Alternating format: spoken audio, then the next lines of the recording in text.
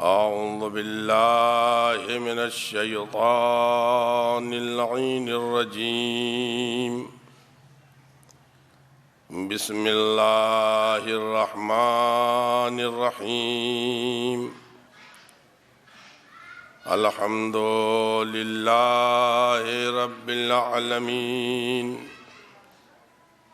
الذي نور قلوبنا بشعاع أنوار المحبة العلوية وجعلنا من المتمسكين بولاية المرتضوية الذي فرض الله مودته على العربية والعجمية. الصلاة والسلام والتحية والإكرام على مبلغ رسالات الإلهية مولانا ومولى الثقلين جد الحسن والحسين أبي القاسم محمد وآله الطيبين الطاهرين المعصومين المظلومين ولعنة الله على أعدائهم أجمعين. أما بعد فقد قال الله تبارك وتعالى في كتابه الكريم: بسم الله الرحمن الرحيم. من عمل صالحا من ذكر أو أنثى وهو مؤمن فلنحيينه حياة طيبة. صلوات پڑھ دیں.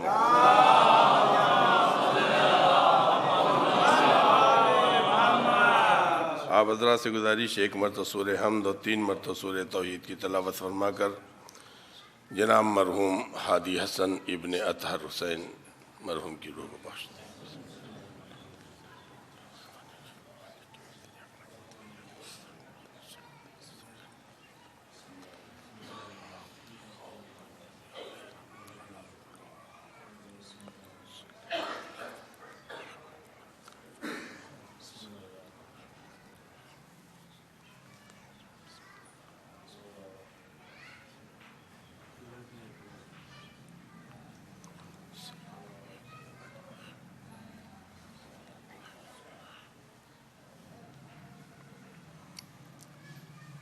مالک کائنات اپنی مقدس و پاکیزہ کتاب قرآن کریم میں یہ اعلان کر رہا ہے کہ ہم کن لوگوں کو حیات طیبہ دیتے ہیں، کن لوگوں کی زندگی کو ہم پاکیزہ بناتے ہیں، اور پاکیزہ زندگی کا مالک ہی ہے جو غدیر و کربلا تک پہنچتا ہے. لہذا قرآن کریم نے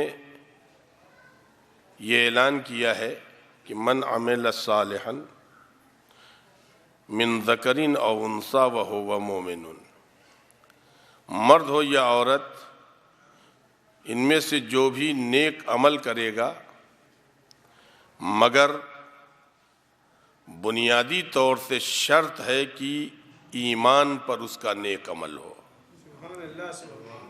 نیک عمل کرنا کافی نہیں ہے، بلکہ نیک عمل کی بنیاد ایمان ہو.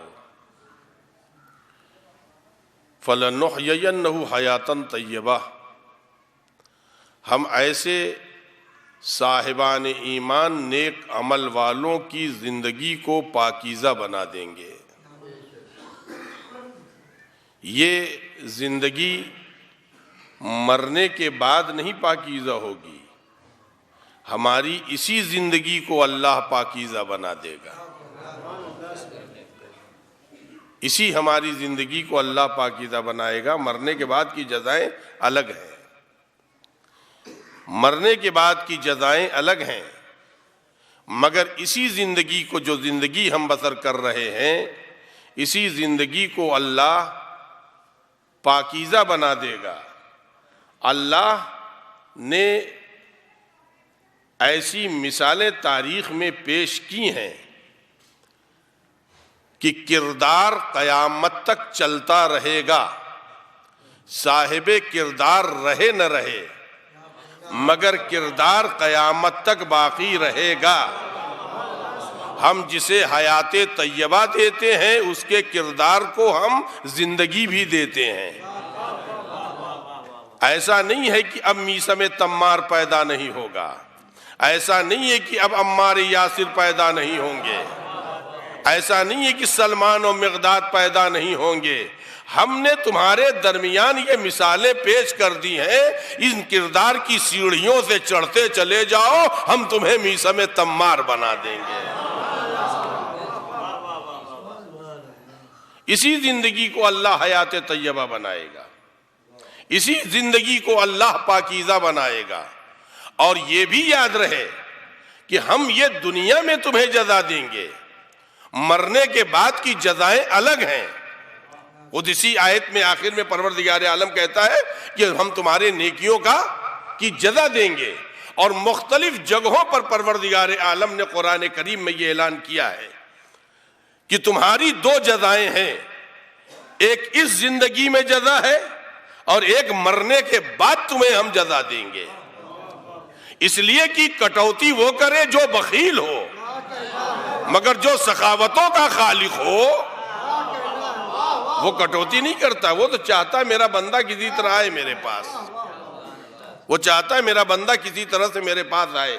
میں ایک مثال دے کر کے اپنی اصل بات آپ کے حوالے کرنا چاہتا ہوں۔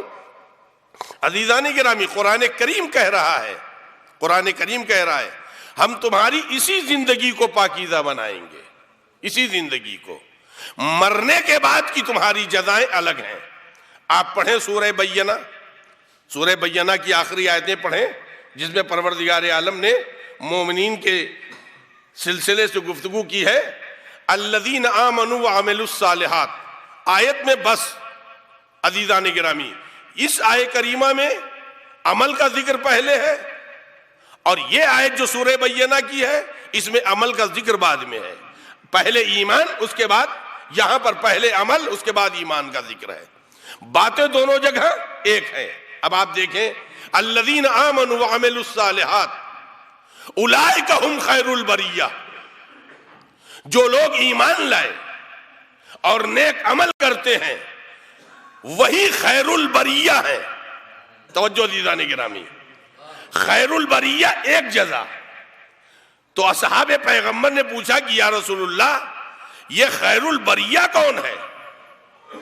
تو پیغمبر اسلام نے ایک مرتبہ شہزادی کے دروازے کی طرف اشارہ کیا، آواز دیتے پیغمبر اس دروازے سے جو آئے گا۔ ابھی پیغمبر نے بات مکمل نہیں کی ہے، اتنے میں اصحاب نے سر اٹھائے تو کیا دیکھا؟ امیر المومنین علی بن ابی طالب علیہ السلام چلے آ رہے ہیں۔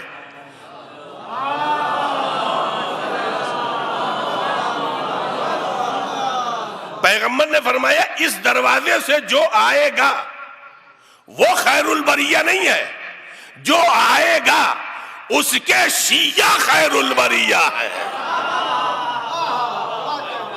اس کے چاہنے والے خیر البریہ ہیں۔ توجہ عزیزان گرامی، اس کا مطلب یہ ہے ہمارے مسلک کو کسی نے بنایا نہیں ہے، پیغمبر نے دیا ہے۔ صلوات پڑھ دیں محمد وآل محمد۔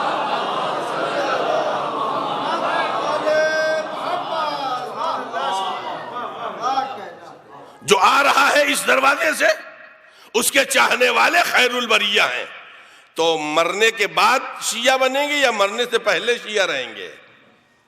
مرنے سے پہلے نا، تو ہماری یہی زندگی تو ہے، ہماری یہی زندگی ہے۔ تب لفظیں بدل رہا ہوں عزیزان گرامی، لفظیں بدل رہا ہوں۔ جو بھی نیک عمل انجام دے گا ایمان کی بنیاد پر وہ علی کا چاہنے والا بنایا جائے گا، یا دوسرے لفظوں میں اسے حیات طیبہ دی جائے گی۔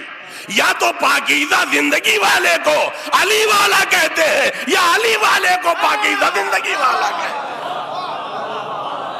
صلوات پڑھ دیں محمد وآل محمد۔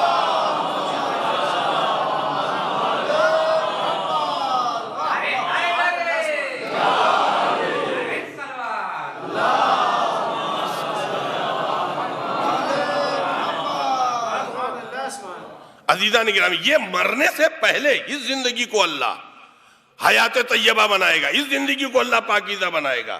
اب آپ آگے دیکھیں عزیزان گرامی، قرآن کریم کی آیت آگے بڑھتی ہے تو خیر البریہ کی جزائیں کیا ہیں؟ جزاؤہم عند ربہم، ان لوگوں کی جزا ان کے رب کے پاس ہے، جنات عدن تجری من تحتها الانہار، ان کو جزائیں دی جائیں گی۔ کون سی جزا؟ جنت، وہ بھی وہ جنت نہیں جہاں سے نکال دی جائے، جہاں سے نکال دیا جائے وہ والی جنت نہیں، جنات عدن، باقی رہنے والی جنت۔ اس کی خاصیت کیا ہے؟ تجری من تحتها الانہار، اس کے نیچے سے نہریں جاری ہوں گی۔ توجہ فرمائے عزیزان گرامی، ایک جزا ہے یہ کہ انہیں جنت دی جائے گی، اور دوسری جزا کیا ہے؟ رضی اللہ عنہم، اللہ ان لوگوں سے راضی ہوگا، یہ دوسری جزا ہے۔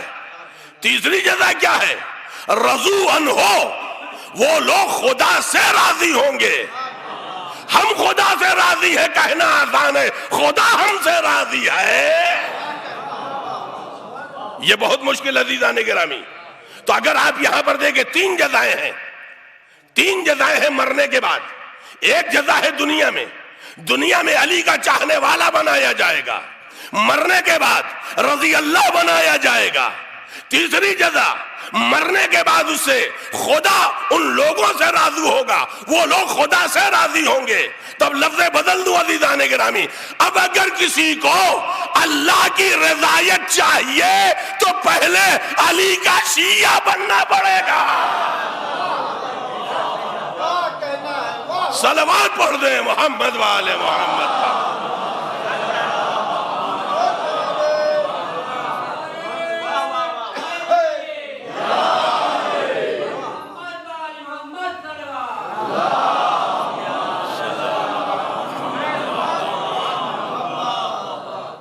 عزیزان گرامی، اللہ جسے حیات طیبہ دیتا تو ہم کیسے پہچانے کہ ہم کو اللہ نے حیات طیبہ دی ہے؟ ہم کیسے پہچانے؟ آپ لوگ کیسے پہچانے کہ اللہ نے ہمیں پاکیزہ زندگی دی ہے؟ تو پاکیزہ زندگی کی بہت سی علامتیں ہیں، ان علامتوں میں سے ایک علامت، اور آپ حضرات کی رحمت تمام ہے، ایک علامت حیات طیبہ کی نشانی کیا ہے؟ صاحب تفسیر المیزان علامہ طباطبائی نے اس آیت کے سلسلے سے جو انہوں نے گفتگو کی ہے، ان تمام علامتوں میں سے ایک، اوسی پر دو تین تاریخی قرآنی مثالیں اور زحمت تمام ہیں۔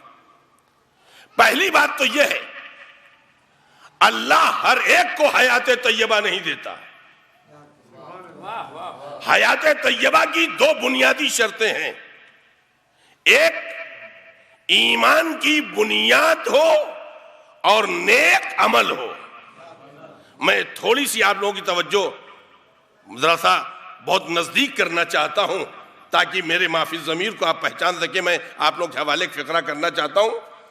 ضروری نہیں ہے، نیک عمل تو یہودی بھی کرتے ہیں، نیک عمل تو مشرکین بھی کرتے ہیں، نیک عمل تو عیسائی بھی کرتے ہیں۔ آپ کو بہت سی فلاحی چیریٹیز ملیں گی جو دوسرے مذاہب کے لوگ کرتے ہیں۔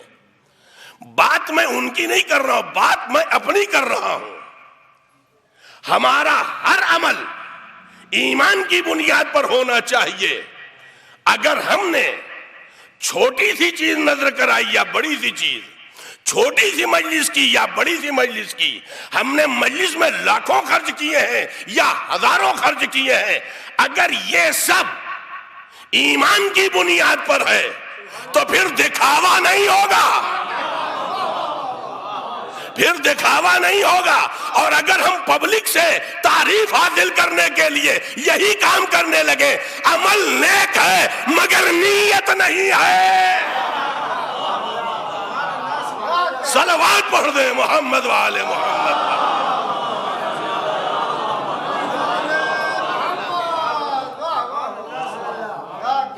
عزیزان گرامی، میں سماجی اعتبار سے چونکہ ایصال ثواب کی مجلسوں میں ان باتوں کا ذکر کرتا ہوں عزیزان گرامی، تاکہ سلسلہ ایصال ثواب کسی ایک کے عمل سے بھی باقی رہے، اس لیے کہ وہ اور دروازے ہیں جو کھل کے بند ہو جاتے ہیں، مگر حسین کا دروازہ کھلتا ہے تو بند نہیں ہوتا ہے۔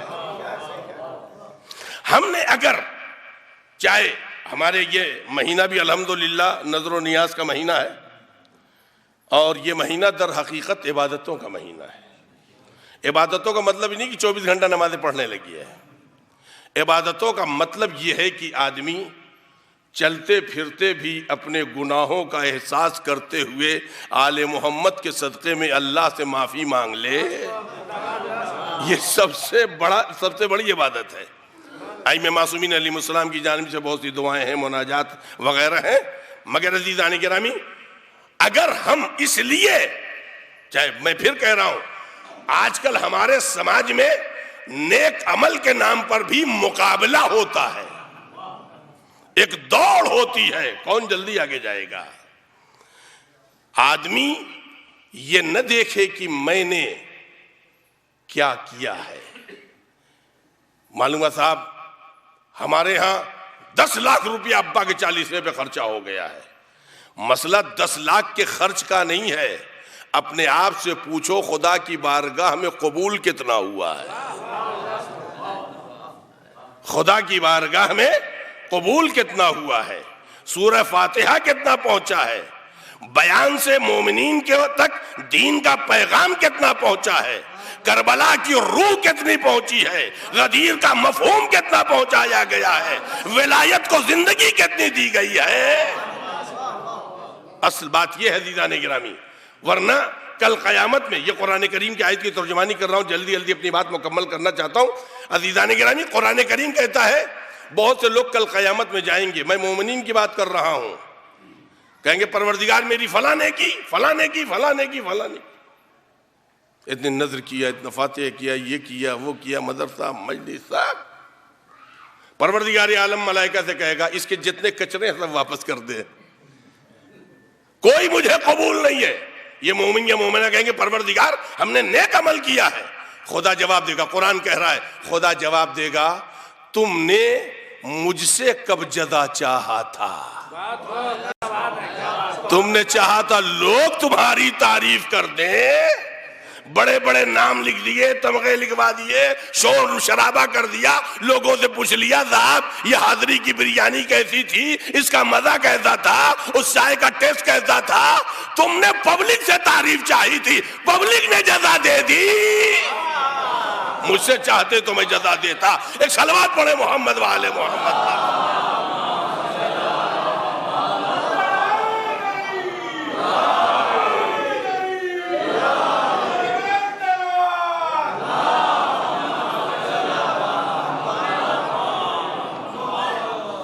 عزیزان گرامی قرآن کریم نے جو بات کہی ہے، ہر نیک عمل کی بنیاد ایمان ہونی چاہیے۔ اگر نیک عمل کی بنیاد ایمان ہے تو پھر اللہ اسے حیات طیبہ دیتا ہے، اور جب حیات طیبہ دیتا ہے اس کی نشانی کیا ہے، اس کی نشانی کیا ہے؟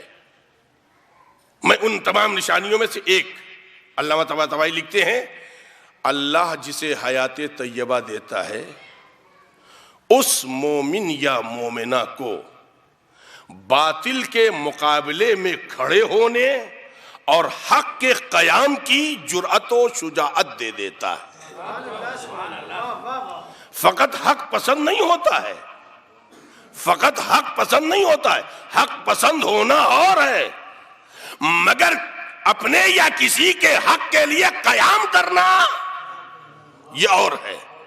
اس کے لیے شجاعت چاہیے، اس کے لیے ہمت چاہیے، اس کے لیے مردانگی چاہیے، اس کے لیے جرأت چاہیے۔ حق کے لیے قیام کرتا ہو، حق کے لیے قیام وہی کرے گا جو حق پسند ہوگا، ورنہ بہت سے لوگ ہیں جن کو حق تو پسند ہوتا ہے مگر باطل کے خلاف زبان نہیں ہلا سکتے ہیں، بلکہ یوں کہا جائے مصلحت کے ہاتھوں پہ وہ بیعت کر لیتے ہیں، مصلحت کے ہاتھوں پہ بیعت کر لینے فلاں صاحب برا مان جائیں گے۔ ہاں بھائی حق تو ہے آپ ہی کے پاس، یقیناً سچ آپ ہی کہہ رہے ہیں، کاغذ بھی یہی کہہ رہا ہے، زمانہ بھی یہی کہہ رہا ہے، وصیت بھی یہی کہہ رہی ہے، مگر صاحب ہم بول نہیں سکتے ہیں، سمجھانے کا معاملہ کہیں برا نہ مان جائے، صاحب رشتہ داری کا معاملہ ہے کہیں برا نہ مان جائے، دوستی کا معاملہ ہے کہیں برا نہ مان جائے۔ توجہ عزیزان گرامی، حق پسند ہے مگر حق کے قیام کی جرأت نہیں ہے۔ اللہ جسے حیات طیبہ دیتا ہے، حق کا ایسا طرفدار بنا دیتا ہے کہ دار کی بلندی پہ بھی جا کے علی کا قصیدہ پڑھتا ہے۔ صلوات پڑھ دیں محمد والے محمد۔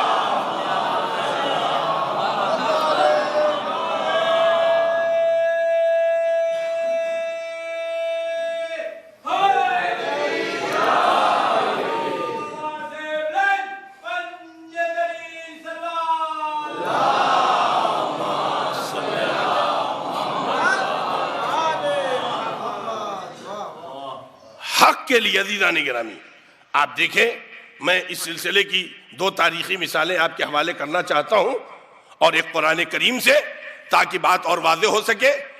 اللہ جسے عزیزان گرامی حیات طیبہ دیتا ہے، جسے پاکیزہ زندگی دیتا ہے، وہ انسان اپنے اندر محسوس کر سکتا ہے۔ احساس کہاں سے کرے؟ جب اس کے پاس جرأت اور ہمت آ جائے حق کی حمایت میں بولنے اور باطل کے خلاف قیام کرنے میں۔ رشتے رہے نہ رہے، حکومت رہے، دولت رہے نہ رہے، اس کی کوئی پرواہ نہیں ہے۔ عزیزان گرامی، واقعہ آپ حضرات برابر سنتے ہیں، اس میں سے 2 باتیں مجھے آپ کے حوالے کرنی ہیں، 2 باتیں آپ کے حوالے کرنی ہیں، اور ایک طرف زندگی اور ایک طرف دولت، دونوں کی مثالیں میں تاریخ سے آپ کے حوالے کر رہا ہوں۔ آپ خود دیکھیں، مدینہ منورہ میں جناب صدیقہ کبریٰ ام الائمہ حضرت فاطمہ زہرا صلوات اللہ وسلامہ علیہا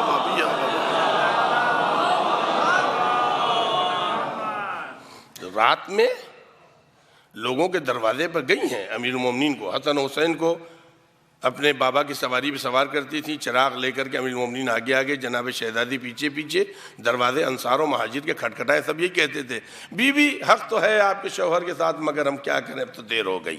دیکھیے حق پسند کر رہے ہیں، حق پسند کر رہے ہیں، مگر باطل کے ہاتھوں پر نہیں، مصلحت کے ہاتھوں پہ بیعت کر لی ہے اور اپنی خاموشی سے باطل کو فائدہ پہنچا رہے ہیں، اپنی خاموشی سے باطل کو فائدہ پہنچا رہے ہیں۔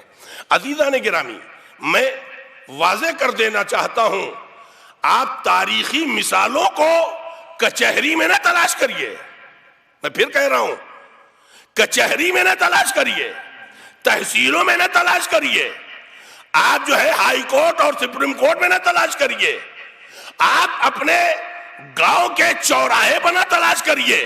یہ جرأت و ہمت اپنے آپ میں دیکھنا ہے تو اپنے گھر کے آنگن کے رشتوں میں تلاش کریے،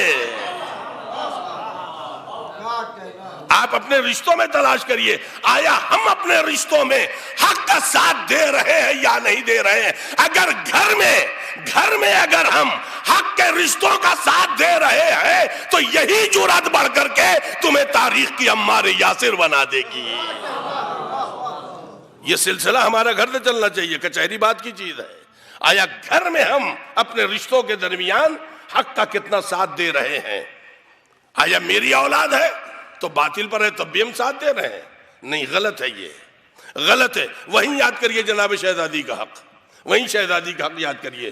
جو یہاں جرأت نہیں کر سکتا ہے تو پھر وہاں کیسے وہ جرأت کر لے گا؟ اب آپ ذرا دیکھیں عزیزان گرامی، بقیہ ساری مثالیں آپ لوگوں کے سامنے ہیں، جو ہمارے ماحول و معاشرے اور سماج میں ہو رہا ہے سب آپ لوگوں کے سامنے ہے، کوئی دور کی چیز نہیں ہے، مگر ہمیں دیکھنا ہوگا ہم اپنی اولاد کو بچاتے ہیں دوسروں کے مقابل میں، اور ہم یہی چاہتے ہیں کہ دیکھیے امیر المومنین حضرت علی بن ابی طالب علیہ الصلوۃ والسلام نے فرمایا ہے،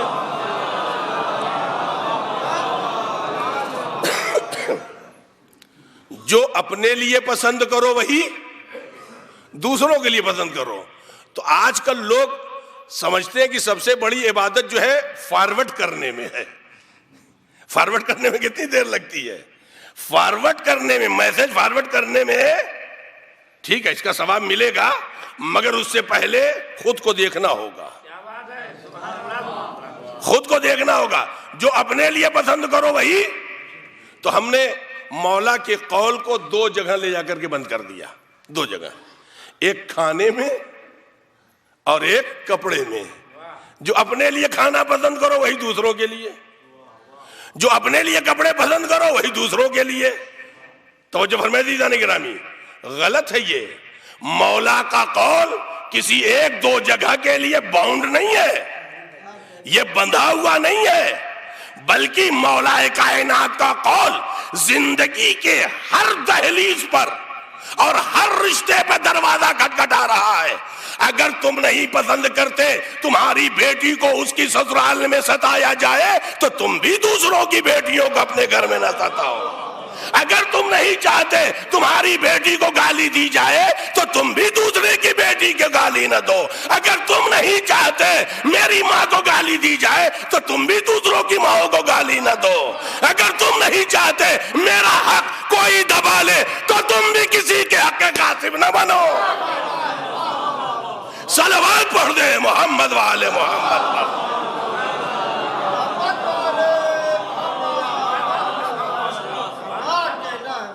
عزیزان گرامی، لہذا ہمیں حیات طیبہ چاہیے تو ہم اپنے اندر دیکھیں۔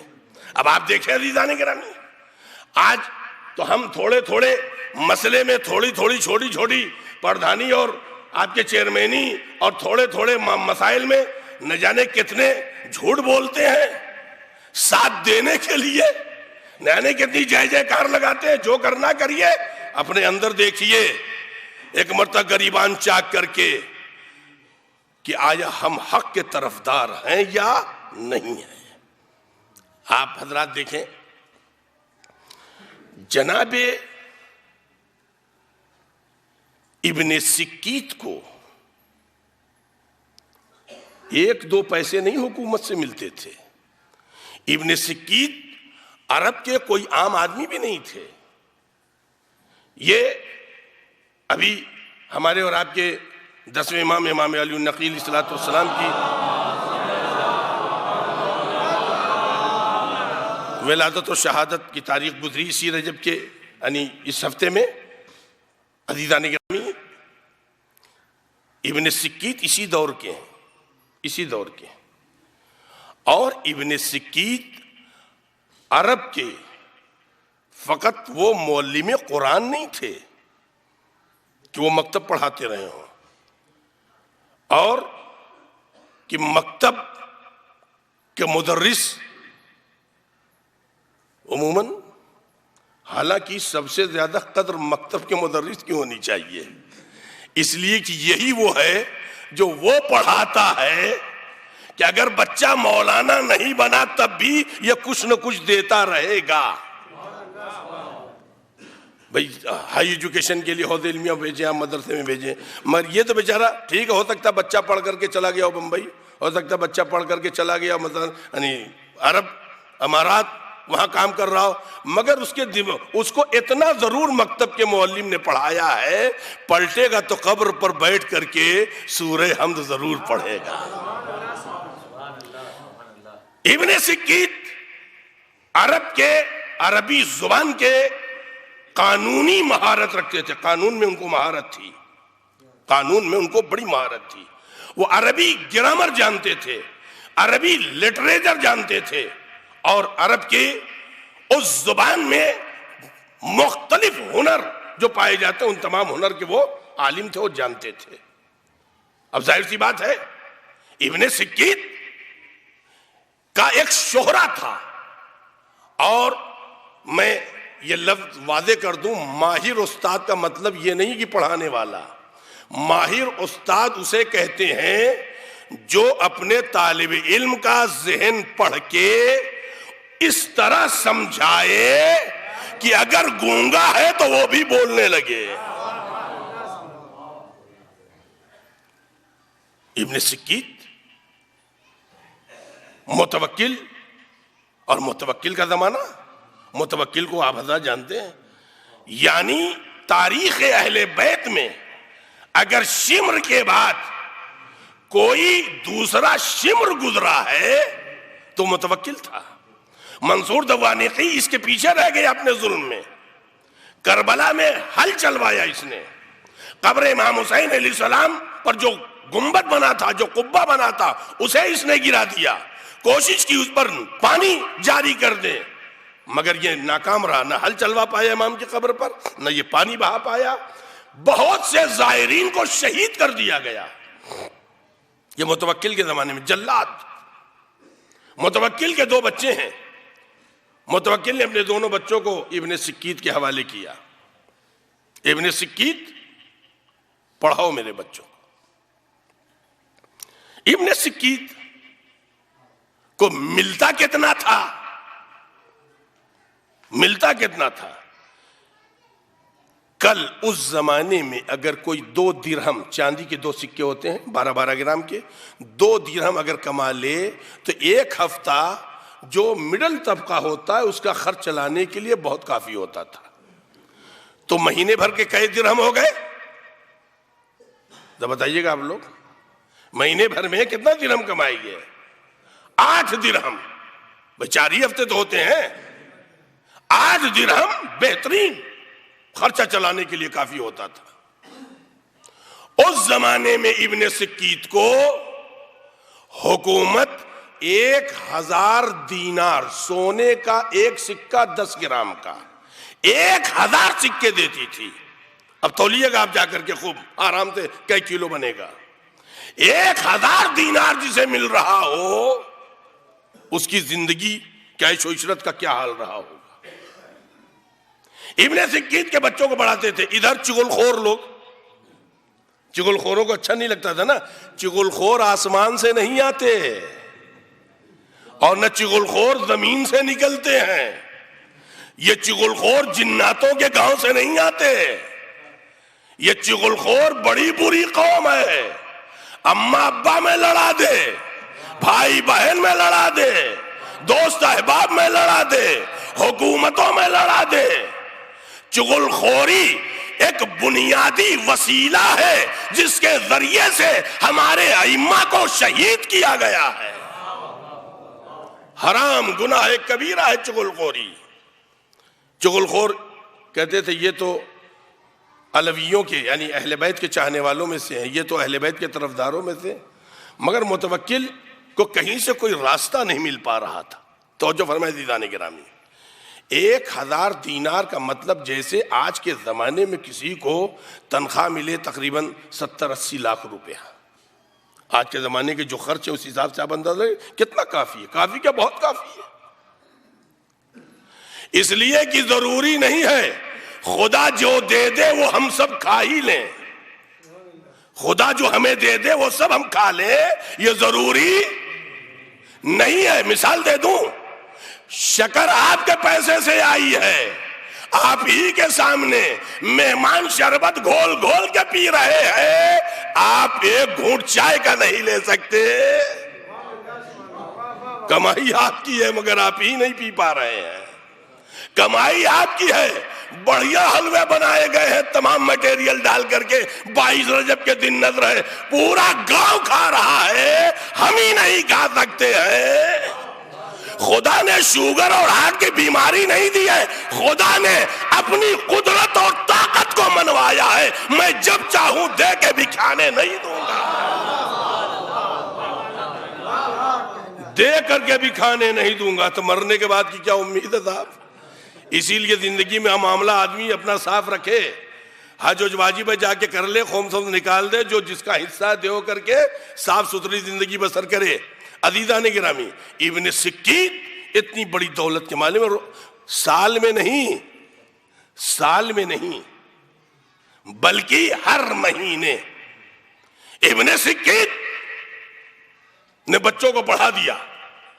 دربار بھرا ہوا ہے اور عربی گرامر میں بچے ممتاز, عربی لٹریچر میں بچے ممتاز, فصاحت و بلاغت کے گویا یہ شاگرد ہیں.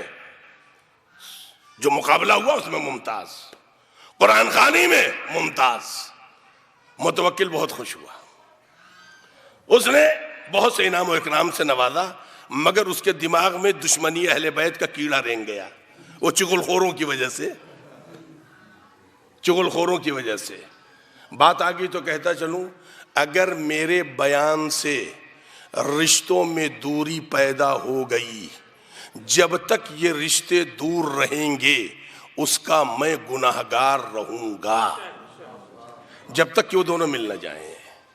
کیوں؟ اس لیے کہ دونوں رشتوں میں کھٹاس پیدا کرنے کا ریزن کون بنا ہے؟ میری چغل خوری بنی ہے۔ توجہ فرمائے عزیزان گرامی، ابن سکیت سے ایک مرتبہ متوکل مخاطب ہوتا ہے، جسے ماہانہ 1000 دینار مل رہا ہے، اس سے حکومت میں جس کی پرسنالٹی ہے، اس سے جو حکومت میں بغیر پوچھے پاچھے جا کر کے بادشاہ کے نزدیک پہنچتا ہے، اتنی بڑی اونچی پرسنالٹی ہے۔ آج تو اگر علاقے کے چھوٹے موٹے نیتا کی گاڑی میں آدمی بیٹھ جائے تو سر اٹھا کے چلتا ہے، ایسے لگتا ہے کہ اللہ تعالیٰ کے ساتھ بیٹھا ہوا ہے۔ سب سے اونچا وہ ہے جو آل محمد کی نظر میں سر بلند ہو، سب سے اونچا ہے وہ انسان جس کی قدر و منزلت آل محمد کی نظر میں زیادہ ہو۔ ایک مرتبہ ابن سکیت سے کہتا کیا ہے متوکل، ابن سکیت یہ بتاؤ تمہاری نظر میں علی کے دونوں بیٹے امامین کریمین حضرات حسنین زیادہ افضل ہیں یا میرے دونوں یہ بیٹے زیادہ افضل ہیں؟ بڑے بڑے لوگوں کی پنڈلی کانپ جاتی متوکل جیسے جلاد کے سامنے۔ ایک ایسے نازک موڑ پہ لا کے کھڑا کر دیا ہے ابن سکیت کو، اگر ابن سکیت ادھر جاتا ہے تو دین گیا، اگر ادھر آتا ہے تو جان گئی۔ توجہ عزیزان گرامی، یہ وہ منزل ہے جہاں پر آیا حق پسند ہے تو حق کو ثابت کرنے کی جرات رکھتا ہے یا نہیں، باطل کے مقابلے میں بولنے کی ہمت رکھتا ہے یا نہیں، شجاعت ہے یا نہیں، مردانگی ہے یا نہیں، اس میں قوت بیان ہے یا نہیں، جرات اظہار ہے یا نہیں۔ عزیزان گرامی، ایسے لوگوں کو اللہ حیات طیبہ دے گا جو حق کے طرف دار ہی نہیں بلکہ حق کی حمایت میں حق کے لیے بولنے کی جرات رکھتے ہیں باطل کے مقابلے میں۔ ابن سکیت نے سر جھکایا، ادھر جاتے ہیں تو دین گیا، ادھر آتے ہیں تو جان گئی۔ تو ابن سکیت نے ایک مرتبہ سر جھکایا، اور جو سر اٹھایا تو آواز دیتے ہیں متوکل تو کیا کہہ رہا ہے؟ آسمان فضائل کی کہکشائیں حسن و حسین کہاں، نالیوں کے پروردہ تیرے بیٹے کہاں؟ اگر تجھے پوچھنا ہے تو پوچھ، تو میں بتاؤں تجھ سے اور تیرے بیٹوں کا مقابلہ علی کے غلام کمبر سے بھی نہیں ہے۔ سکیت بتانا چاہتے ہیں علی کے غلام بننا ہے تو کمبر جیسے بنو جس کا مقابلہ کچھ نہ ہو سکے۔ صلوات پڑھے محمد وآل محمد پر۔ ایک اور بابا دے بلند صلوات پڑھیں آپ حضرات۔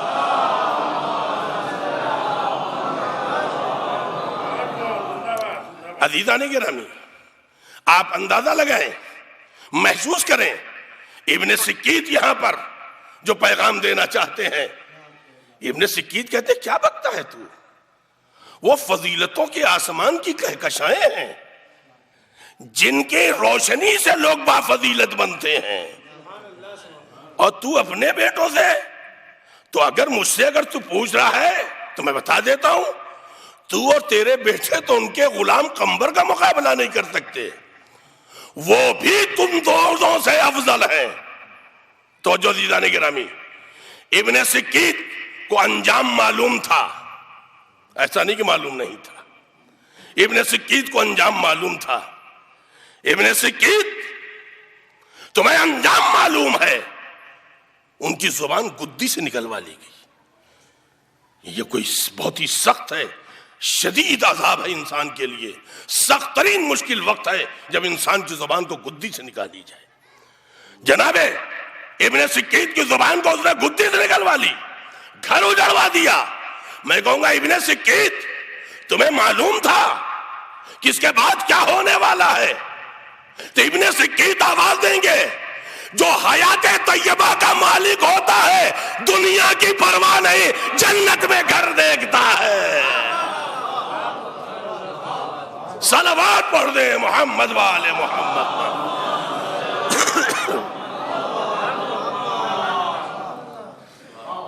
جو حیات طیبہ کا مالک ہوتا ہے وہ پھر اس زندگی پر اور چند روزہ زندگی کا سودا کیوں کرے؟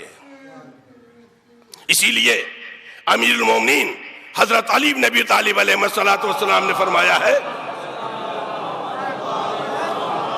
لیس لانفسکم ثمن، میرے چاہنے والوں، علی والوں، غدیریوں، کربلائیوں، حسینیوں، لیس لانفسکم ثمن، تمہارے لیے تمہارے وجود کی قیمت دنیا میں نہیں ہے،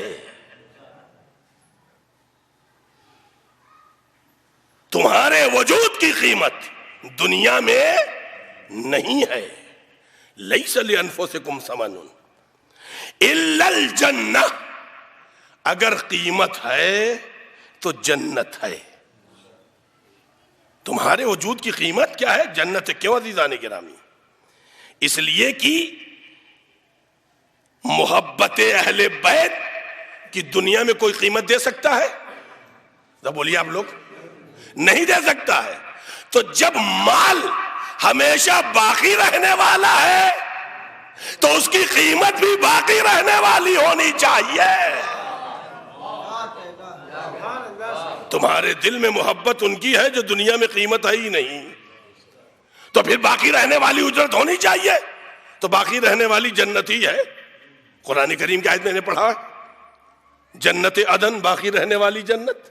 اب ذرا اندازہ لگائی اس کے آگے عزیزان گرامی، لیس لانفسکم ثمن الا الجنہ، اے علی والو، اے علی کے چاہنے والو، تمہارے وجود کی قیمت سوائے جنت کے کچھ نہیں ہے۔ فلا تبیعوہا الا بہا، اگر بیچنا ہو تو جنت کے مقابلے میں بیچنا، ختم ہو جانے والی نعمتوں کو اس کی قیمت نہ بنانا۔ توجہ فرمائے عزیزان گرامی، یہی وجہ ہے ابن سکیت نے اپنے وجود کی قیمت دنیا کے سکوں میں نہیں لگایا، آل محمد کی شفاعت میں لگایا ہے۔ جو لوگ حق کے طرفدار ہوتے ہیں اللہ انہیں حیات طیبہ دیتا ہے۔ ایک مثال قرآن کریم سے آپ کے حوالے کرنا چاہتا ہوں، ایک بابا سے بلند صلوات پڑھے محمد والے محمد۔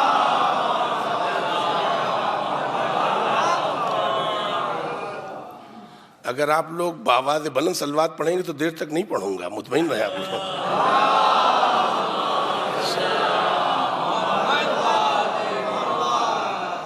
ایک وقت ایسا آتا ہے جب ہماری قوم بھوکی بھی ہوتی ہے، پیاسی بھی ہوتی ہے، اور جو لوگ تمباکو امباکو کھاتے ہیں وہ تمباکو بھی نہیں کھائے رہتے ہیں، مگر صلوات جس لہجے میں پڑھتے ہیں وہ پورے سال سنائی نہیں دیتی ہے۔ جانتے ہیں کب؟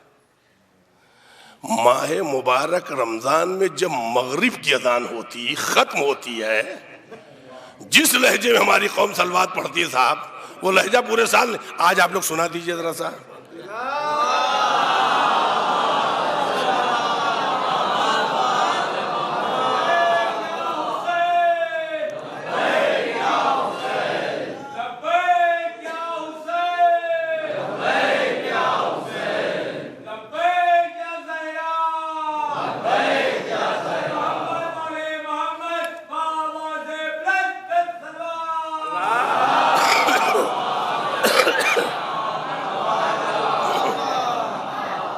عزیزان گرامی، اللہ نے حیات طیبہ کا رشتہ مخصوص مردوں سے نہیں رکھا، مخصوص عورتوں سے نہیں رکھا، اور نہ کسی خاندان سے مخصوص کیا ہے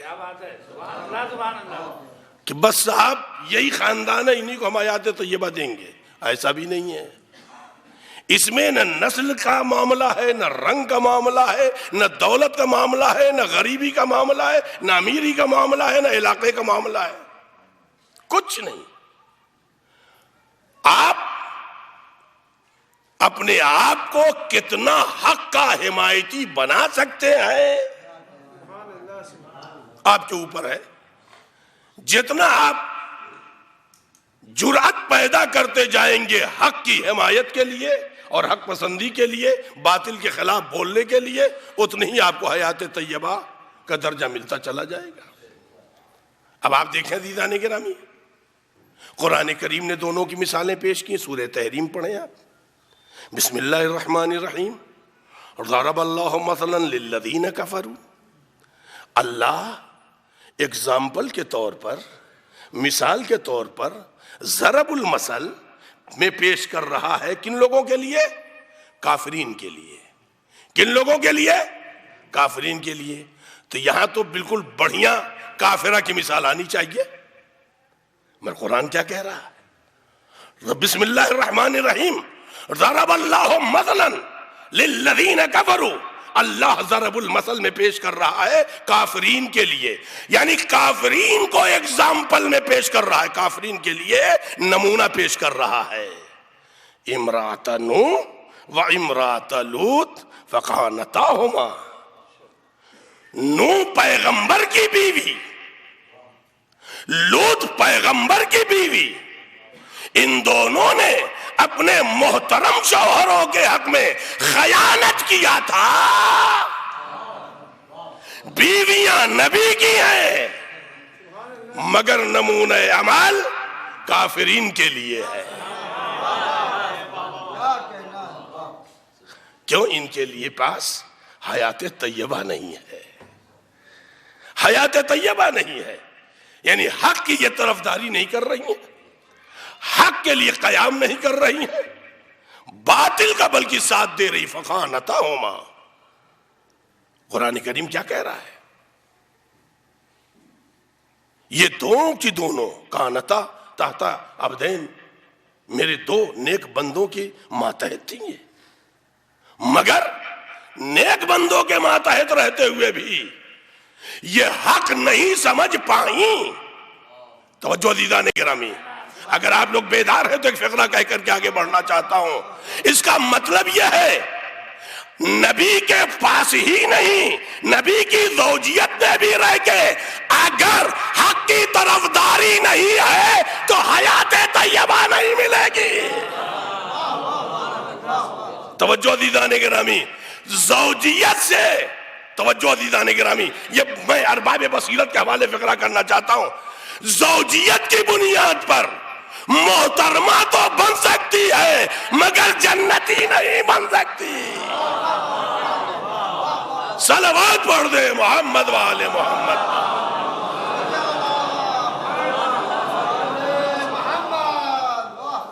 بیٹیاں دے کر کے رشتے تو قائم ہو سکتے ہیں مگر شفاعت نہیں مل سکتی ہے. حیات طیبہ نہیں قرآن کریم کہہ رہا ہے، وہ بھی قرآن کریم صاف لفظوں میں کہہ رہا ہے. ضرب اللہ مثلا للذین کفروا امرأۃ نوح امرأۃ لوط. حیات طیبہ نہیں ہے، پاکیزہ زندگی نہیں ہے. کیوں نہیں ہے؟ اس لیے کہ حق کی طرفداری نہیں ہے. اسی کے فوراً بعد قرآن کہہ رہا ہے بسم اللہ الرحمن الرحیم. ضرب اللہ مثلا للذین آمنوا. اللہ نمونے کے طور پر پیش کر رہا ہے کس کے لیے؟ صاحبان ایمان کے لیے. ایمان والو، میں یہ نہیں دیکھوں گا تم مرد ہو یا عورت. ایمان والو، میں یہ نہیں دیکھوں گا تم امیر ہو یا غریب. میں یہ نہیں دیکھوں گا تم عربی زبان والے ہو یا عجمی زبان والے. میں نہیں دیکھوں گا تم گورے ہو کالے ہو لمبے ہو ناٹے ہو. میں یہ دیکھوں گا آیا تمہارے پاس حق کی طرفداری کرنے کی شجاعت پائی جا رہی ہے یا نہیں. میں رشتہ بھی نہیں دیکھوں گا، رشتے کی بھی کوئی بات نہیں ہے. ضرب اللہ مثلا للذین آمنوا، اللہ مثال میں پیش کر رہا ہے صاحبان ایمان کے لیے، اذ قالت امرأۃ فرعون، جب کہا فرعون کی بیوی نے، فرعون رسول تھا، نبی تھا، پیشوا تھا، امام تھا، اچھا انسان تھا؟ نہیں صاحب، وہ تو اتنا بدترین تھا، کھاتا خدا کی تھا اور اپنی خدائی کا اعلان کرتا تھا۔ کچھ ایسے بھی بے غیرت دنیا میں پائے جاتے ہیں، کھاتے خدا کی ہیں، کھاتے دوسروں کی ہیں۔ فرعون کی بیوی ہے۔ میں علماء بیٹھے ہیں، ارباب بصیرت ہے، لہذا یہ فقرہ میں کہنے جا رہا ہوں۔ خدا کہہ سکتا تھا جب آسیہ نے کہا، توجہ فرمائیں عزیزان گرامی، جب آسیہ نے کہا، نام لے سکتا تھا جناب آسیہ کا، مگر نہیں لیا۔ میں اہل علم کے سامنے یہ بات کہہ رہا ہوں عزیزان گرامی، میں تو چلا جاؤں گا، مرین ارباب بصیرت سے آپ وضاحت طلب کر لیجئے گا۔ اذ قالت آسیہ، اللہ کہہ سکتا تھا، میں نہیں کہا۔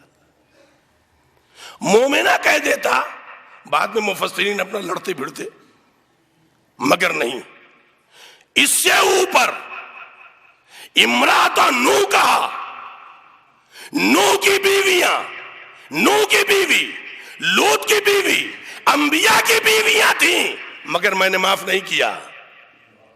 یہ فرعون جیسے کافر کی بیوی ہے، مگر چونکہ عقیدے میں توحید ہے،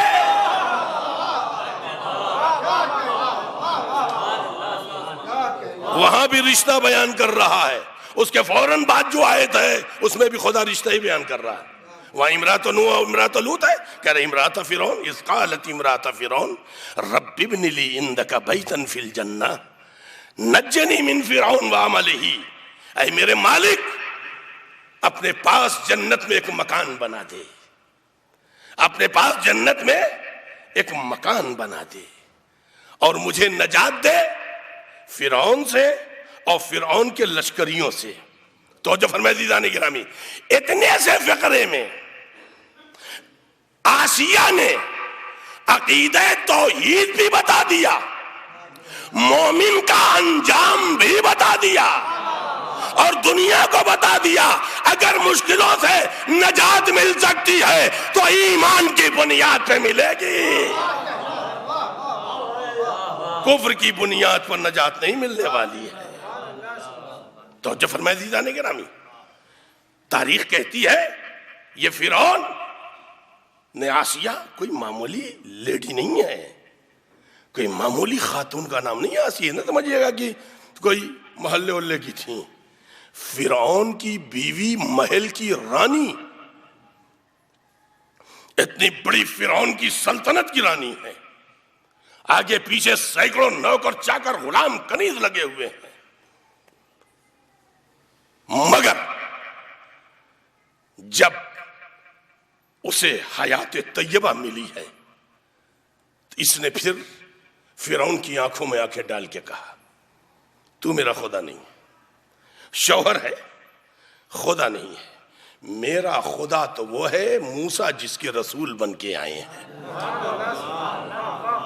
سزاؤں پہ سزائیں، ہاتھوں میں کیلیں گاڑ دی گئیں، پیروں میں کیلیں گاڑ دی گئیں، یہاں تک کہ ایک نازک عورت تقریباً 5 کنٹل کے پتھر اس کے اوپر رکھ دیے گئے، برف کی سلی پر لٹا دیا گیا۔ ایک مرتبہ نیچے برف کی سلی ہے اور اوپر پتھر کی پوری سلی رکھ دی گئی، دبی ہوئی ہیں اس میں۔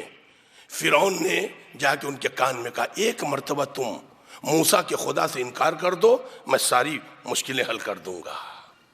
یہ اسی موقع پر ہے جب جناب آسیہ نے کہا تھا نجنی من فرعون وعملہ، خدایا مجھے فرعون سے بھی نجات دے، اس کے لشکریوں سے بھی نجات دے۔ اے میرے مالک، میں اپنے فطرت کی توحید نہیں چھوڑنا چاہتی، میں اپنی فطرت کی توحید نہیں چھوڑنا چاہتی، ایسا نہ ہو مشکلوں کے ہاتھ پہ میں بیعت کر لوں، لہذا مجھے نجات دے دے میرے مالک۔ عزیزان گرامی، تو جناب آسیہ کے سامنے جنت کا پورا ماحول آ گیا. جناب آسیہ مسکرانے لگیں اور مسکراتے مسکراتے آپ کے دانت دکھائی دینے لگے بلکہ ہنسنے لگیں. تو فرعون اپنے حوالی موالی سے کہتا ہے لگتا ہے یہ پاگل ہو گئی، سزا پاتے پاتے یہ پاگل ہو گئی ہیں. جناب آسیہ کہتی ہے میں پاگل نہیں ہوئی ہوں، میں پاگل، میں تمہاری دیوانگی پہ ہنس رہی ہوں. تم اتنے کمزور ہو کے خدائی کا دعویٰ کر رہے ہو، اپنی بیوی سے نہیں منوا پائے.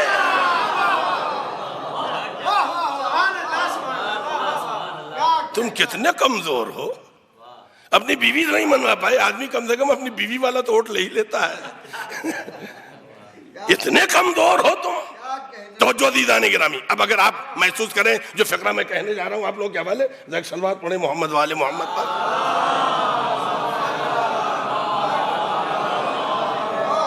میں ارباب بصیرت اور اہل ولا کے حوالے یہ فقرہ کرنا چاہتا ہوں، آپ ذرا اندازہ لگائیے آسیہ تجھے کیسے حیات طیبہ مل گئی، تو پاکیزہ زندگی کی مالک کیسے ہو گئی.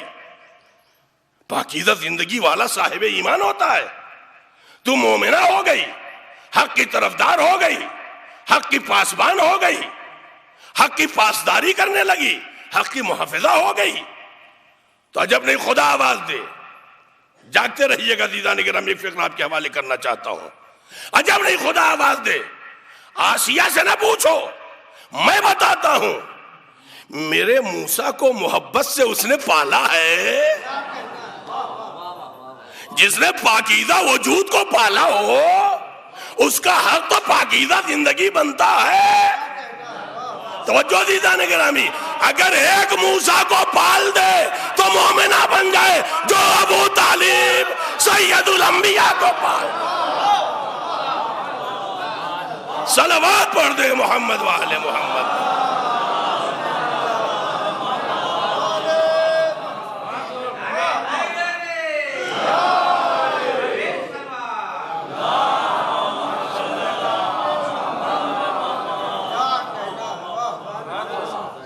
عزیزان گرامی، اب آپ ذرا اندازہ لگائیے، ایک موسیٰ کو پالا ہے اور ابو طالب نے مرکز طہارت کو پالا ہے. لہذا پروردگار عالم جسے حیات طیبہ دیتا ہے عزیزان گرامی، اس کے اندر جرأت پیدا ہوتی، ہمت پیدا ہوتی ہے حق کی پاسداری. مگر یہ گھر کے آنگن سے شروع ہو. یہ نہ سمجھیے، پھر کہہ رہا ہوں یہ کچہری کورٹ کی بات نہیں ہے. پہلے گھر کے رشتوں سے شروع کرے آدمی. آجا میں حق کا کتنا طرفدار ہوں، یہیں سے حیات طیبہ بڑھتی چلی جائے گی. بس عزیزان گرامی، اس سلسلے کی ایک آخری بات میں آپ لوگ کے حوالے کرنا چاہتا ہوں اور زحمت تمام رفتے مصائب ہے. ایک بابا دے بلند صلوات پڑھ دیں آپ حضرات.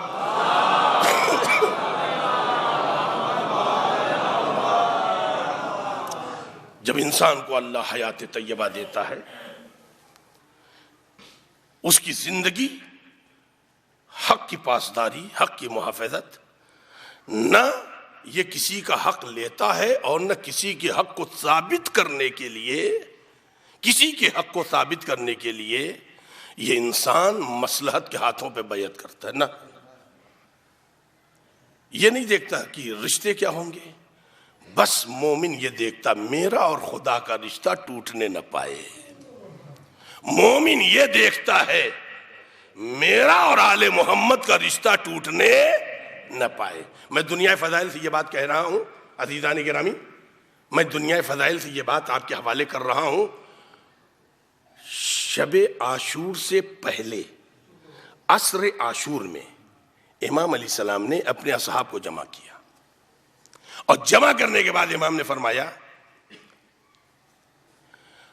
اے اصحاب حسین، اگر تم میں سے کسی ایک کی گردن پر کسی کا حق ہو ابھی میرا قافلہ چھوڑ دے جائے.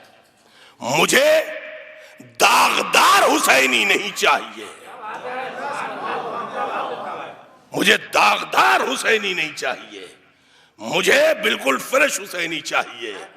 کوئی یہ نہ کہنے پائے یہ حسین کا چاہنے والا یہ غاصب ہے، کوئی یہ نہ کہے یہ حسین کا چاہنے والا ہے، اس نے فلاں کے حق کے خلاف قیام کرنا چاہیے تھا مگر نہیں کیا ہے۔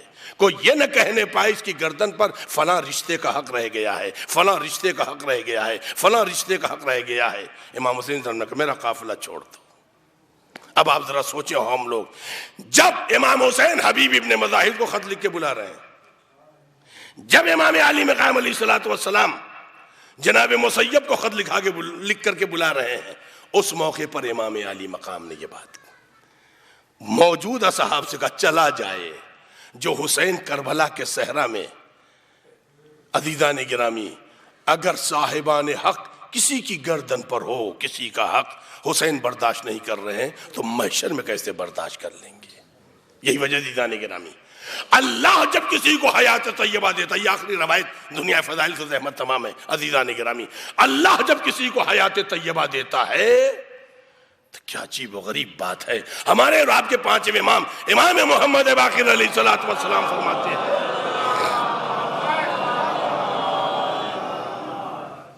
بس عزیزان گرامی، یہ آخری بات، زحمت تمام، وقت ہو چکا ہے، مجھے اور زیادہ آپ لوگوں کو زحمت نہیں دینی ہے۔ عزیزان گرامی آپ دیکھیں پانچویں امام نے جو فقرہ کہا، حیات طیبہ کا جو مالک ہوتا ہے دنیا میں وہ حق کا طرفدار ہوتا ہے نا، تو عبادات کے لحاظ سے حقوق کے لحاظ سے حق کا طرفدار ہوتا ہے، تو پھر پروردگار عالم انجام بھی اسے دیتا ہے، انجام بھی اسے دیتا ہے۔ لہذا میں ساری باتیں روک کر کے بس ایک بات آپ کے حوالے کرنا چاہتا ہوں۔ پانچویں امام فرماتے ہیں جب مومن یا مومنہ قبر میں دفن کیے گئے، نکیرین آئے، سوال و جواب کیا، چلے گئے، اس کے بعد ایک خوبصورت خوشبودار ایک شکل آتی ہے، نورانی ایک شکل داہنی طرف کھڑی ہوتی ہے، ایک اس کے بعد دوسری نورانی شکل ہوتی جو اس سے تھوڑا کم ہوتی بائیں طرف کھڑی، ایک اور نورانی شکل ہوتی ہے جو پیچھے طرف کھڑی، اس کے بعد ایک اور شکل آتی ہے جو آگے کھڑی ہوتی ہے، ایک شکل جو پائتی کھڑی ہوتی ہے۔ یہ 5 شکلیں نورانی ہے، خوشبو سے معطر ہے، پورے ماحول کو خوشبو سے معطر کیے ہوئے ہیں۔ اس کے بعد ایک نورانی شکل اور آتی ہے جو ان 5 شکلوں سے زیادہ خوبصورت، ان سے زیادہ خوشبودار، سرہانے آگے کھڑی ہو جاتی ہے۔ سرہانے، تو جو سرہانے کھڑی ہے شکل، یہ ان 5 شکلوں سے سوال کرتی ہے آپ لوگ کون ہیں، کیا کرنے تشریف لائے ہیں؟ تو یہ جو داہنی طرف یہ کہتی ہے میں اس میت کی نماز ہوں، میں اس میت کی نماز ہوں، مجھے اللہ نے بھیجا ہے قبر کی تنہائیوں میں اس کے لیے مونس و غمخوار بن جاؤں۔ ٹھیک، بائیں طرف والی آپ کون، آپ کون؟ کہا کہ میں اس میت کا روزہ ہوں، اس میت کا روزہ ہوں، یہ جو واجب مستحب روزے رکھے وہ، مجھے اللہ نے بھیجا اس کی قبر میں نور پیدا کرنے کے لیے۔ سرہانے جو پیٹھ کے پیچھے کھڑی ہے اس سے پوچھے کہ میں اس میت کے حج ہوں، جو اس نے حج کیا تھا اللہ نے میری شکل میں پیدا کیا، میں اس کو ساتھ دینے آئی ہوں قبر میں سامنے۔ یہ جو واجبی رقوم نکالی جاتی ہیں زکوٰۃ، فطرہ، خمس، کہ میں وہ واجبی رقوم ہوں جو اس نے مجھے نکالا، تو اللہ نے اس اجر کو میری شکل میں پیدا کیا۔ ٹھیک، بھائی جی میں اس کے مستحبات ہوں، صدقہ، خیرات، دوست، عزیز، اقارب، رشتہ داروں کی مدد، کسی کے اخلاق، کسی کو سلام، کسی کو، یہ تمام اخلاقیات کو اللہ نے مستحبات کو اکٹھا کیا۔ اب یہ 5 شکلیں مل کر کے اس 6ٹھی شکل سے پوچھتی ہیں جو سب سے پوچھ رہی تھی، جو سرانے کھڑی ہے۔ یہاں پر ایک بات پہ توجہ دینے کی ضرورت ہے عزیزان گرامی، ذرا متوجہ رہیے گا۔ یہ 5 شکلیں مل کے کہتی ہیں آپ کون ہیں، ہم سے زیادہ خوبصورت، ہم سے زیادہ روشن، ہم سے زیادہ منور، ہم سے زیادہ خوشبو، اور وہ بھی آپ کو اللہ نے مقام سراہنے دیا ہے، صدارت۔ یہ 5 شکلوں کا سوال ہے، آپ کون ہیں اور کیا کرنے آئی ہیں؟ تو یہ شکل جواب دیتی ہے،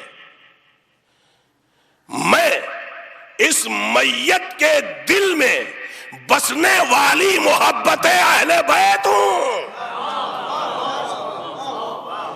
تو جو دیدان گرامی، اب آپ کو جو توجہ میں دلانا چاہتا ہوں، جس بات کی طرف متوجہ رہیے گا، جو اس نے دوسرا جواب دیا وہ اصل چیز ہے۔ میں اس میت کے دل میں بسنے والی محبت اہل بیت ہوں، اللہ نے مجھے اس شکل میں نکالا ہے۔ میرا کام کیا ہے؟ یہ سننے کا لائق ہے عزیزان گرامی، تو سنو میرا کام کیا ہے۔ اللہ نے مجھے بھیجا ہے جب تم لوگ کمزور پڑ جاؤ تو میں تمہیں طاقت دے دوں۔ محبت اہل بیت ہمارے عمل کو طاقت دینے کا کام کرتی ہے۔ صلوات پڑھ دیں محمد والے محمد۔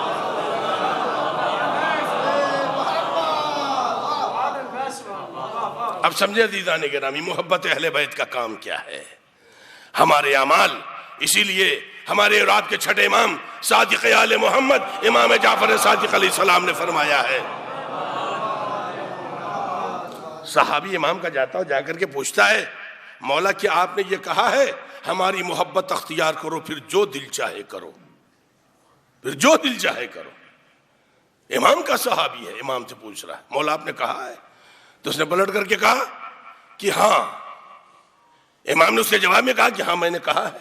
تو وہ بھی ٹھیک لگا کہ کوئی اب بیٹھ گیا، لمبی لمبی سجدہ، اب تو ٹھیک ہو گیا، کام جو ہونا تھا۔ امام نے کہا کیا مطلب؟ کہا میں آ رہا تھا، آپ کے چاہنے والے بہت خوش تھے، مولا نے فرمایا ہے ہماری محبت اختیار کرو پھر جو دل چاہے کرو۔ امام نے پوچھا کہ جو دل چاہے کرو سے مطلب؟ ہمارے ہاں ایک نظریہ آپ کے پیدا ہو رہا ہے، عیسائیوں کا نظریہ کہ اہل بیت نماز پڑھ گئے، ہم کو ضرورت نہیں ہے۔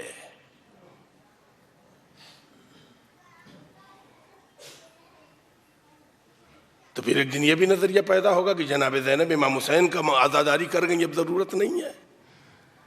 دوسرے دن یہ نظریہ بھی پیدا ہوگا نا، اس لیے جناب زینب جیسی عزاداری، سید سجاد جیسی عزاداری تو ہم لوگ نہیں کر پائیں گے۔ ایک دن یہ نظریہ پیدا ہوگا، آہستہ آہستہ پھر غدیری ختم ہو جائے گی۔ عزیزان گرامی، امام سوال کرتے ہیں جو دل چاہے کرو کا مطلب کیا ہے؟ ایک مرتبہ صحابی کہتا کیا ہے؟ مولا آپ کیا صاحب بہت خوش ہیں، اور جو دل چاہے کرو کا مطلب؟ اب ہم آپ کو کیا سمجھائیں، آپ کو سمجھدار آدمی ہے، مطلب کیا ہے؟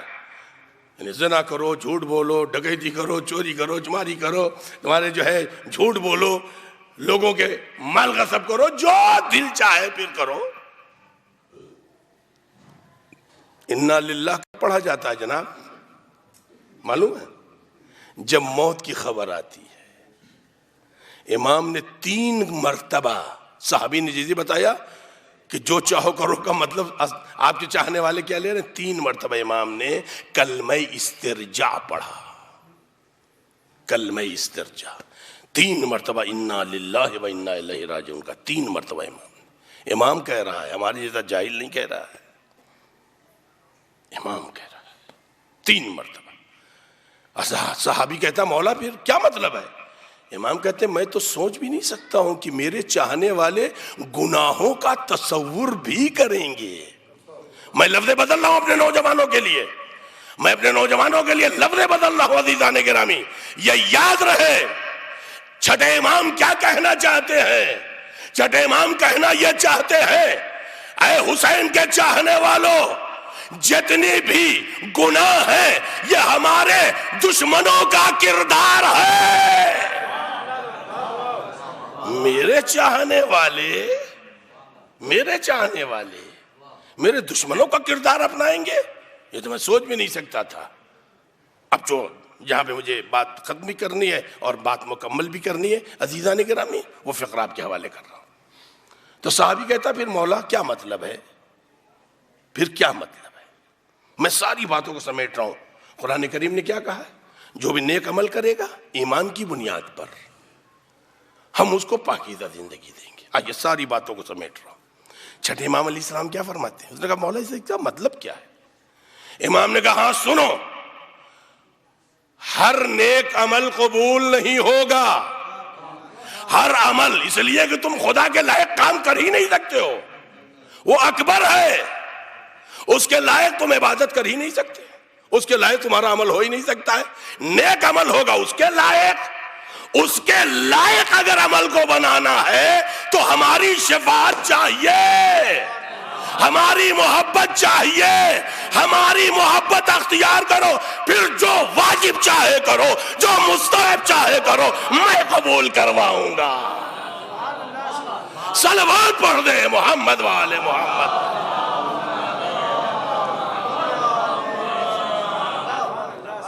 مطلب یہ ہے جو چاہو کرو گا. پھر اس لیے کہ ہر واجب قبول نہیں ہوگا جب تک ہم نہیں چاہیں گے. ہماری محبت کی حیات پائی جانی چاہیے. یہی وجہ ہے امام حسین علیہ السلام کربلا کے صحرا میں بار بار جب بھی موقع ملا ہے امام علیہ السلام کو، تو امام نے اپنے چاہنے والوں کو آواز دی ہے. مقاتل میں ایک جگہ ایک واقعہ نقل ہے جس میں راوی کا ذکر نہیں ہے، اتنا ہی ہے. جناب سکینہ، اس کے بعد راویوں کا ذکر نہیں ہے. جناب سکینہ کہتی ہیں ظہر کے بعد جیسے جیسے میری بابا کی شہادت کا وقت نزدیک آ رہا تھا، میرے بابا کے چہرے پر نور بڑھتا چلا جا رہا تھا. سکون کی حکومت تھی میرے بابا حسین کے چہرے پر. امام حسین علیہ السلام کربلا کے صحرا میں آواز دے رہے تھے، حل من ناصر ینصرنی، ہے کوئی جو میری مدد کو آئے. زہرا کا لال آواز دے رہا ہے. امام علی مقام علیہ السلام کی اس آواز پہ لبیک جناب علی اصغر نے کہا ہے. جناب علی اصغر کی شہادت کے بعد امام علی مقام نے نانا کو نہیں یاد کیا ہے، بابا کو نہیں یاد کیا ہے، بھیا حسن کو نہیں یاد کیا، اماں کا نام نہیں لیا. امام حسین علیہ السلام نے اپنے شیعوں کو یاد کیا ہے. اور امام نے وہاں پر ایک آرزو کی ہے، کاش میرے شیعوں، کاش میرے شیعوں تم کربلا میں ہوتے تو دیکھتے جب میں اپنے بچے کے لیے پانی مانگ رہا تھا ظالموں نے انکار کیسے کیا ہے. میرے شیعوں جب بھی ٹھنڈا پانی پینا میری پیاس کو یاد کر لینا.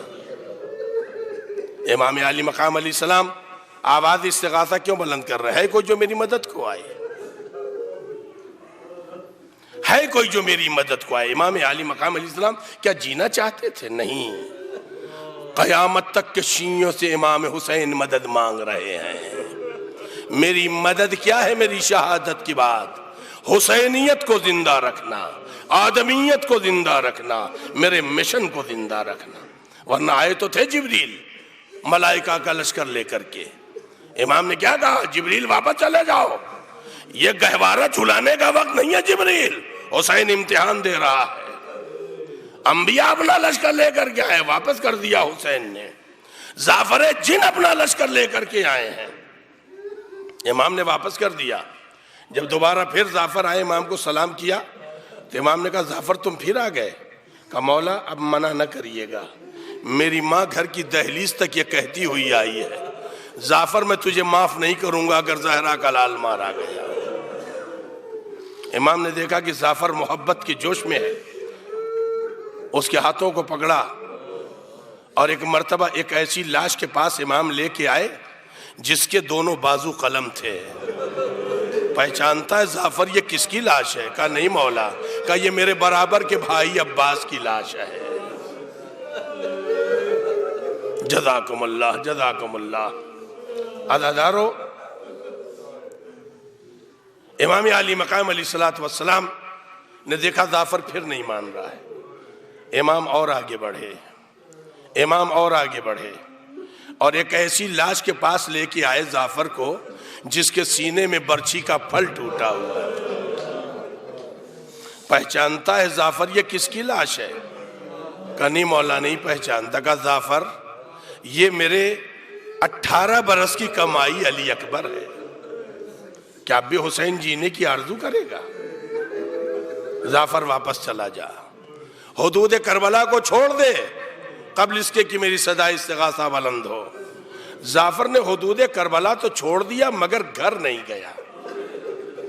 مگر میں ایک بات ضرور کہوں گا، جعفر پلٹ آتا تو سکینہ کو تماچے نہ پڑتے، زہرا کی بیٹیوں کی چادریں نہ چھینی جاتی، سید سجاد کے خیمے میں آگ نہ لگائی گئی ہوتی۔ عزادارو، امام علی مقام نے پھر صدا استغاثہ بلند کی تو امام حسین کے کانوں سے ایک آواز ٹکرائی، لبیک لبیک یا ولدی، اے میرے لال اگر تو اجازت دے تیرا باپ اپنی آستین پلٹ کے میدان کاردار میں آ جائے۔ آواز دی، بابا علی مرتضیٰ حسین کے لیے دعا کرو۔ ایک آخری صدا استغاثہ زہرا کے لال نے بلند کی تو کانوں سے آواز ٹکرائی، لبیک لبیک یا ولدی۔ یہ کسی اور کی آواز نہ تھی، مادر مظلومہ، شکستہ پہلو زہرا۔ میرے لال حسین اگر تو اجازت دے ابھی تیرے دشمنوں کے لیے زہرا اپنے بالوں کو کھول دے۔ عزادارو، آپ کی آواز گریہ بلند ہو گئی، آپ کی آنکھیں نم ہو گئیں، آپ نے حق ادا ادا کر دی۔ مگر عزادارو، ایک فقرہ کہنا چاہتا ہوں عزادارو، اور آپ حضرات انشاءاللہ بہت روئیں گے، زحمت تمام ہے۔ مصائب کربلا کا رشتہ عزادارو احساس سے ہے، جب احساس کریں گے تب آپ روئیں گے۔ عزادارو، آپ سوچیں اور اندازہ لگائیں، کربلا کے صحرا میں امام سجاد علیہ السلام ہاتھوں میں ہتھکڑی ہے، پاؤں میں بیڑی ہے، امام اونٹ کی ساربانی کر رہے ہیں۔ میرے امام کے اس توق اور بیڑی کے درمیان ایک چھوٹی سی زنجیر تھی، امام سیدھے کھڑے نہیں ہو سکتے تھے، امام سیدھے کھڑے نہیں ہو سکتے تھے۔ آپ 10 منٹ رکوع کی حالت میں رہیے، اس کے بعد آپ کی کمر سیدھی نہیں ہوگی۔ میرے بیمار امام نے کربلا سے شام تک حالت رکوع میں سفر کیا ہے عزادارو، حالت رکوع میں سفر کیا میرے امام نے۔ عزادارو، امام علی مقام جب جناب زینب نے دیکھا شہداء کربلا کے پاس سے گزر رہے، امام کے چہرے کا رنگ بدل گیا، تو امام نے جو آرزو کی ہے، پھوپھی اماں جس کا جوان بیٹا موجود ہو۔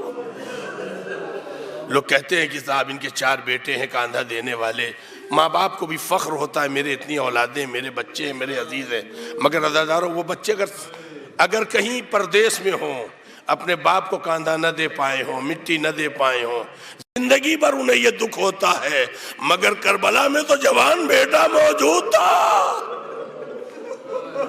پھوپھی اماں، ظالموں نے اپنے نجس لاشوں کو دفن کر دیا، میرے بابا کا جنازہ بے گور و کفن ہے۔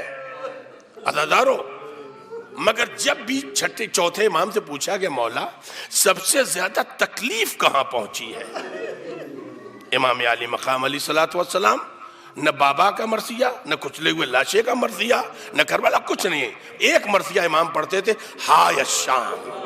بس عزادارو، میں نے ختم کر دیا مصائب۔ ہائے الشام کیوں مولا یہ کہتے تھے عزادارو؟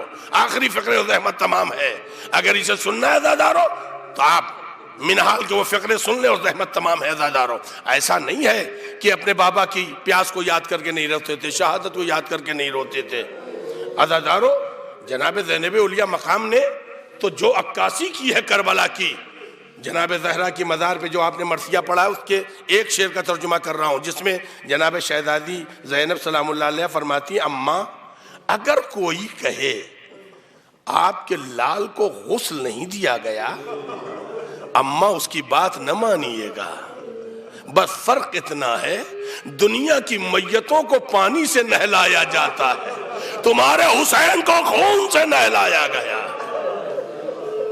اماں اگر کوئی کہے تمہارے حسین کو کفن نہیں دیا گیا، اس کی بات نہ مانیے گا اماں. وہ فرق اتنا ہے دنیا کی میتوں کو کپڑے کا کفن دیا جاتا ہے, تمہارے حسین تو کربلا کی خاک اوڑ کے کفن پہنا رہی.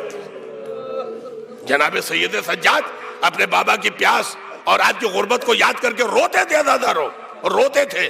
امام علی مقام کے کانوں میں رات کا سناٹا تھا, آواز پہنچتی ہے, میں غریب ہوں, میں غریب ہوں. امام بے چین ہو کے گھر سے باہر آ گئے, اندھیرا ہے, دکھائی نہیں دیتا. امام آواز دیتے, بھائی عرب ذرا رک, بھائی عرب ذرا رک. امام نزدیک گئے, کہا تو غریب ہے؟ کہا مولا بہت غریب ہوں. کہا یہ بتا اگر تو ابھی مر جائے تجھے غسل ملے گا؟ کہاں. کفن پہنایا جائے گا؟ کہاں. کہا دفن کیا جائے گا؟ کہا مولا آپ کے نانا کا شہر ہے, میں مسلمان ہوں, بیمار کربلا چیخ کے رو پڑے. پھر تو کہاں کا غریب ہے؟ غریب تو میرا بابا حسین تھا. عزادارو, مگر جب امام سے پوچھا کہ مولا سب سے زیادہ تکلیف کہاں پہنچی ہے, امام ایک فقرہ کہتے تھے, بس عزادارو وہیں آپ حضرات کو لے چلنا ہو, بات ختم ہے عزادارو, ختم کر دیا میں نے, بس دو چار جملے ہیں عزادارو, زحمت تمام ہے. امام کے گھر کے پاس سے منہال گزر رہے ہیں, چھینٹ پڑتی ہے, دروازہ کھٹکھٹایا, امام کی کنیز نکلی. کہا کنیز خدا اتنا بتا, یہ نجیس ہے یہ پاک ہے؟ منہال کیا کہتے ہو؟ یہ میرے مولا کے آنسو ہیں.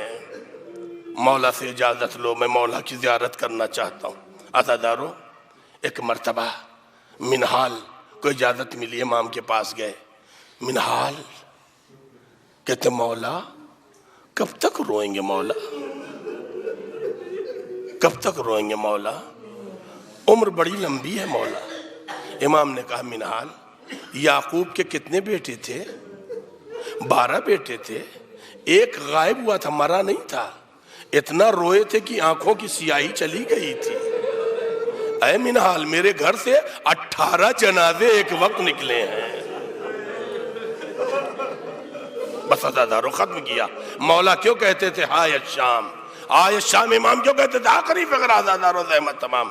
ایک مرتبہ منہال کہتے مولا شہادت آپ کی میراث ہے, شہادت تو آپ کے میراث ہے. بیمار کربلا طلب کے چیخ پڑا, ارے شہادت میراث ہے, ماں بہنوں کا ننگے سار بازاروں میں جانا, درباروں میں آنا, کیا یہ بھی میراث ہے؟ ارے بنی امیہ کی کنیزیں پردے میں تھیں جب زہرا کی بیٹیاں ننگے سر درباروں میں لائی جا رہی. سَيَعْلَمُ الَّذِينَ ظَلَمُوا أَيَّ مُنْقَلَبٍ